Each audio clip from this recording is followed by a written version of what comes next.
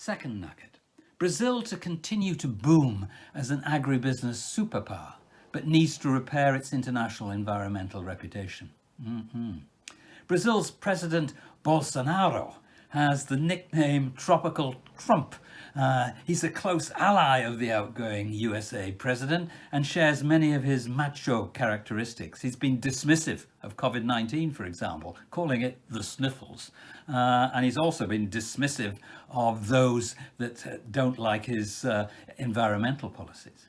But there's some severe economic implications for him and also, of course, for Brazil. European business investors and governments are turning away from Brazil because of concerns about the devastation of the Amazonian rainforest. Bolsonaro blames slash and burn activities of the indigenous people. But WWF, the panda people, are exhorting consumers to ask the likes of KFC, if they're going in for some fried chicken, to ask, where does the soy come that you fed this chicken? And if it's Brazil, I don't want it. Marks and Spencer's now make the claim that its fresh milk is soy-free, substituting rapeseed or canola and sugar beet pulp as an alternative to soy in the dairy field. Look, whether rightly or wrongly, soy from Brazil carries the stigma that palm oil from Malaysia and Indonesia does.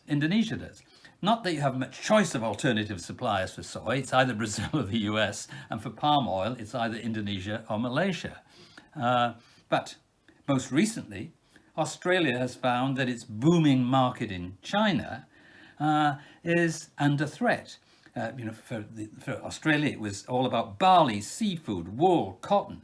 But then suddenly, President Xi took issue with what some of the outpourings of the Australian Prime Minister. The China dependency risk is much lower for Brazil. China is the single largest overseas investor in Brazil, pumping in the better part of $100 billion in the first two decades of this millennium, of this century. Maybe a bigger risk for Brazil is the internal political one. Brazil, badly bruised by the coronavirus, will cause substantial internal problems. From this may come continued weakening of the real, of the Brazilian currency, which has, mind you, that's got the silver lining of making Brazilian agribusiness even more internationally competitive than it is now. Brazil will continue to be a powerhouse in agribusiness.